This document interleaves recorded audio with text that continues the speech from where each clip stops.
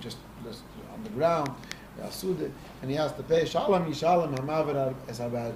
This should be paid by the person, although he's not there, he's someplace else, he would say, it's my property, I did whatever I want with my property. It doesn't work that way.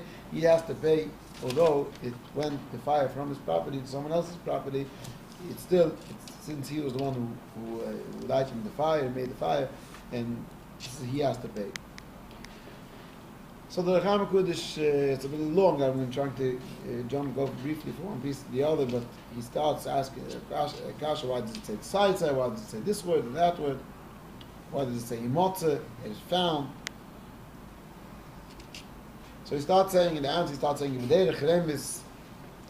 we see that the Torah wants to be Merames, wants to hint to us, Tirmez HaTorah, Aisa say Yishovi Yerushuim B'Rishon.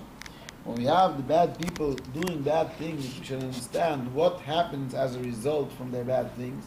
Kedaishi is oira ruudam, so that a person should awaken to adaininus, shina sichloi, from the, I'm just saying in the beginning, I'm saying the words also, just try to say without the words, it should go too fast, but the beginning is a very enthusiastic words. I want to say the words of the Recham HaKodesh. Kedaishi is oira ruudam, a person should awaken himself to adaininus, shina sichloi, from the falling asleep of his cycle, ba'avitoi, when he should start looking at flugas or ruos, how badness would be from what he's doing, not only to himself, as yuvi the oilam, what he's bringing to the world. Because not only to the Rishon themselves he would be doing bad, but he would also be doing bad to the whole world. And this is what the Torah is saying, Kisai Tzayash. And he starts saying, you should know that the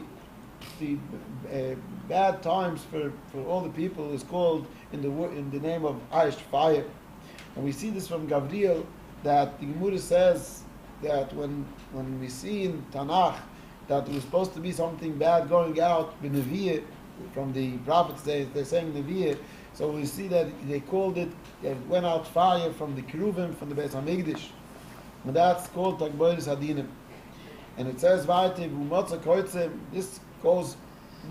this catches on to twigs. This is the Rishuim.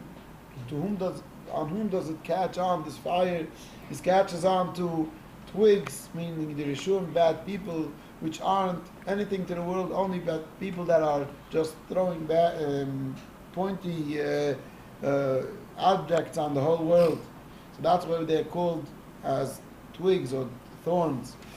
That's why it's called Metziyat. It went out. Why? Because a bad person, a Rusha, he's not limited. He's someone that we can't be called, he doesn't go into the regular limitations of people or anyone that should boss around him, because he doesn't take any bossing. He does whatever he wants. And more than that, HaKadosh Baruch Hu doesn't call himself his king. He takes away his reigning over him. He says, I'm not going to help you either. To this Rusha, to this someone who's just out to do bad to himself and to the world. And the Pusik wants to add on and say that after the fire has its permission to go out, then don't think that it's only going to be something that bad people will have from this badness. It's also the good people also. I want to stop for a moment and say a word that I heard from Rabbi Miller, a very important lesson. And this is something that we have to understand, realistically speaking, what happened by the Second World War. It's not only then, it's also by the Crusades and a lot of other times.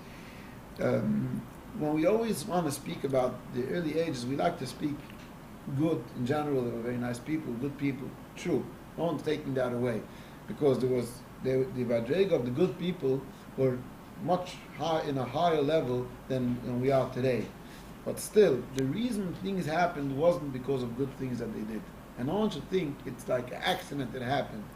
And he says, don't fool me because I was there. That's what Rabbi Miller, because I was there, and I'll tell you, he gives a lot of parables. He says there wasn't even one Jewish paper, and all the papers were against. He said more than that. He said that in Germany, that where it was, they had full control, that was the worst place of assimilation. And he gives examples and things to explain that.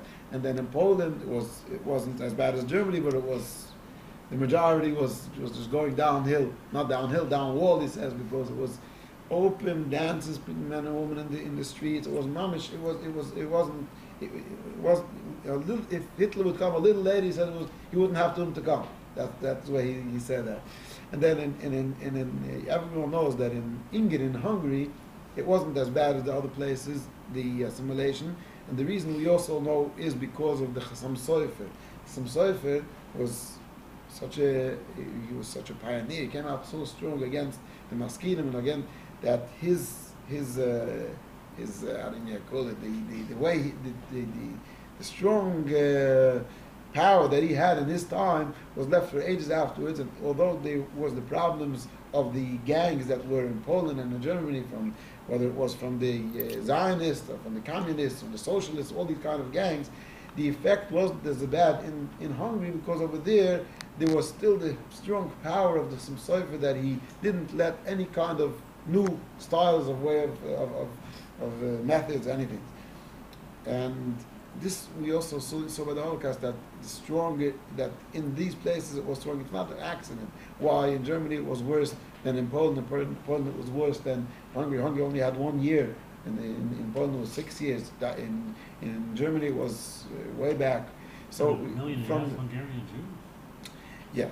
In a year. In a year, but it was more sophisticated, so they were worse. But still, almost nothing left from Poland. And in Hungary, most of the Fruma Yidden that came from these places, from Hungary and from Poland, are only from Hungary, because although it was sophisticated, but it was still a small period of time. Wow. The sophistication that they had in Hungary, they had in Poland at the same time that they had it in Hungary. It's just that they came there at a later period of time. So, but people don't like to speak about this, and they want to say that it was bad and it was it came from sins, these things, because we don't want to speak bad about the deceased, and we don't want to speak all this whole thing. But we have to understand the truth in order to understand that there's nothing from HaKadosh Baruch Hu. Everything that HaKadosh Baruch Hu did is true and right, and we don't have to understand the ways of HaKadosh Baruch Hu. But at least it should be some kind of light. We should understand that this didn't come from mitzvahs. The war didn't come from mitzvahs. So they all the tzaddikim, whenever they come to this parasha, they all mention this Arachah Mekudesh, that we should understand it, because even though we do understand, people that went through the world understand it, all they're left with the question is, and how about the tzaddikim? And how about the children? And how about this? And how about that? Why were they killed? And the answer is not the Arachah Mekudesh. The answer is we don't understand the ways of HaKadosh Baruch Hu, and whatever HaKadosh Baruch Hu does is the right thing, is emes v'yushri. But we see this Arachah Mekudesh, we understand the derech of HaKadosh Baruch Hu, and this at least opens a light. We should understand the way things have to happen if Chas v'Shalom Rishon do not do tshuva. Now, in the time of the Second World War, we all know that there was all the Rabbunim came out and spoke. I heard this myself in the closing Rabbi. I remember he was once, when he was speaking very on an Indian of tshuva very strongly, and he was crying in the middle of the drusha. He said, "I'm not going to forget." And he said the name of the city. I was in Grossverdan, that's one of the cities in Galicia. I was there, and I told the people that stop doing whatever we were speaking about there, whether it was the gangs of the Zionists or whether it was the gangs of communists or it was of he was strong affairs that was done, and I cried to them and I told them although you're laughing from what they're speaking in Germany, but I'm telling you it's not far away, and I don't know this from the radio. I know this from the Torah, he says. If the Torah says, you should know it's not, don't play around with this. And he said also, I don't know if I'm going to be able to come back to talk again to this. It was right before the Muhammad to the city. He said, when he said this drush, the oil was very warm, very hot with the words that he said. But he said, well, it was already too late. It wasn't enough to be able to get the whole city back in its place the way it was before these gangs came to them, because the whole younger generation were laughing at the older generation right before the war. They weren't even listening to them. I remember my Zayda used to say, it's just a little to understand. It used to be, there were some children that had at least a little decency in them, that they didn't want to be so open in front of their fathers, in front of their Zaydas. So they used to covered themselves up. They would sneeze at home, but when they went away, they did. So my Baba Hashem was very. Her whole family, she saved her whole family. All the children weren't mixed up with them and she used my Baba, my mother's named after. She used to tell the children, don't play with this one, don't play with that one. So it was once a incident that she said to one of the girls, which looked very, very, very good, and she let that girl come to the house. And at one point she told her daughter, that was my Baba, don't play anymore with it. So the Baba said, why? Why shouldn't I play with her? She's such a good girl.